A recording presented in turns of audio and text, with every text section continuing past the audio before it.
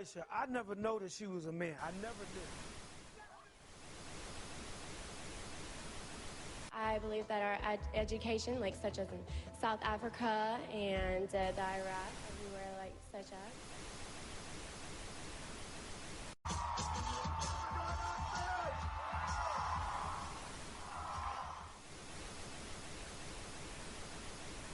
Platform 8 for the 2228 Southern service to Istanbul via Newark.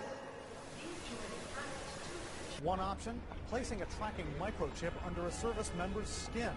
Former Special Operations Officer. And if you hear the shouting, it's a group of demonstrators who've come. 9/11 was an inside job.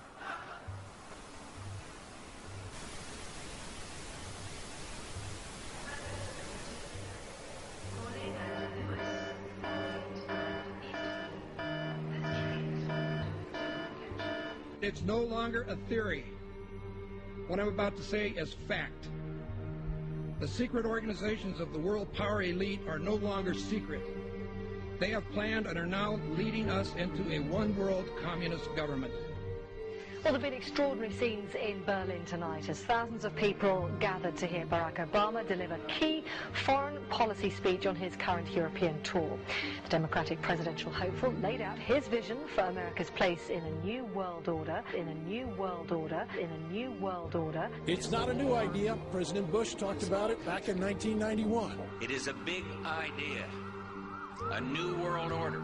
President Bush said, and it's a phrase that I often use myself, that we needed a new world order. There's a need for a new world order. I call upon all states to join ranks in order to found the new world order of the 21st century. We have before us the opportunity to forge for ourselves and for future generations a new world order. When we are successful, and we will be, we have a real chance at this new world order. And people talked then, in 1990, of a new world order. And the question for us is how we meet and master all these challenges to ensure that Britain enhances its competitiveness in the process and realizes what I believe is our destiny of success in this new world order. So, in conclusion, ladies and gentlemen, a new world is emerging. It is a new world order with significantly different and radically new challenges for the future.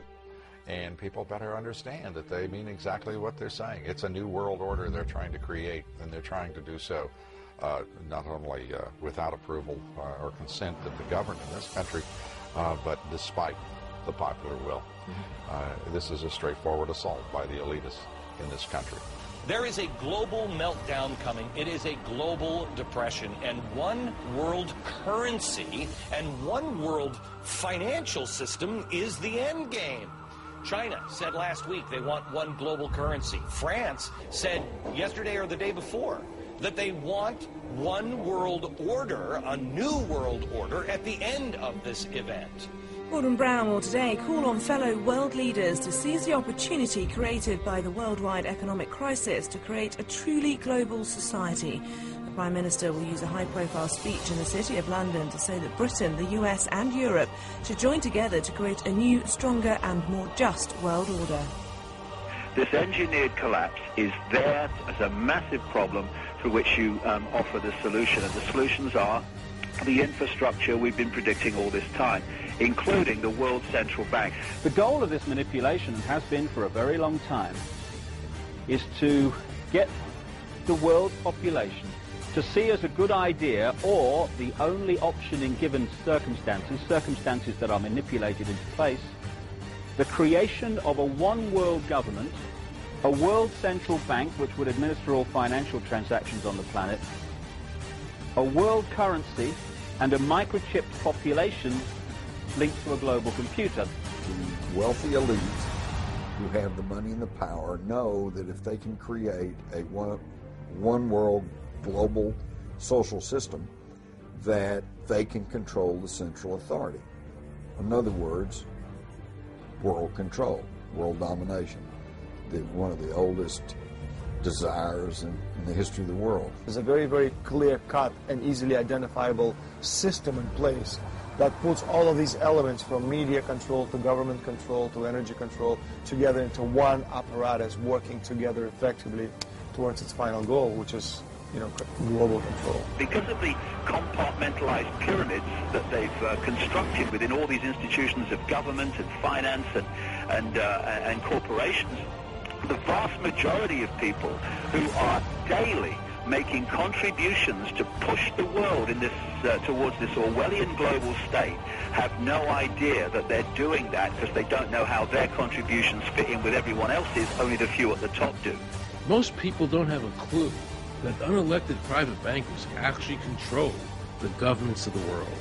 There is this cozy little myth that is perpetuated between politicians and the media.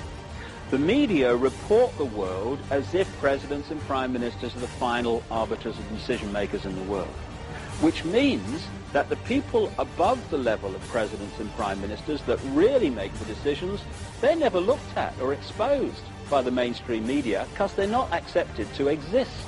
The central bankers of the world are working together to create a one-world government. A global police state as sinister as anything George Orwell ever wrote about, where every person on the planet Earth will have an RFID chip implanted. It is the first implantable microchip for humans that has multiple security, financial, and healthcare applications. More than 100 law enforcement officials in Mexico are having microchips implanted in their arms. The chips allow a person to be scanned, sort of like a cereal box at the supermarket. Just like the microchips implanted in the necks of dogs and cats, allowing lost pets to be identified, this glass capsule can do the same for humans. A chip in everybody would be the universal monetary system par excellence, because there'd be no escape from it, and you'd be totally under the control of those who issue the electronic impulses in that chip. The problem throughout human society is that the good men and women do nothing. They don't want power. They don't want control. They want to lead a leisurely life. They want to spend time with their family. They want to lead simple lives. But we are forced throughout society, throughout history, and throughout human time to stand up against bullies. And many times we stand up before it's too late. And we reverse the course of tyranny. But more often than not, we don't stand up in time, and horrible things have to happen first, so decadent societies learn why liberty and freedom is so precious. If you think you don't like the situation now, then think what you're going to face a little way down the road, and more than anything, think of what your children are going to have to face. Because you think we live in a controlled society now, this is nothing compared with what they are going to have to live in.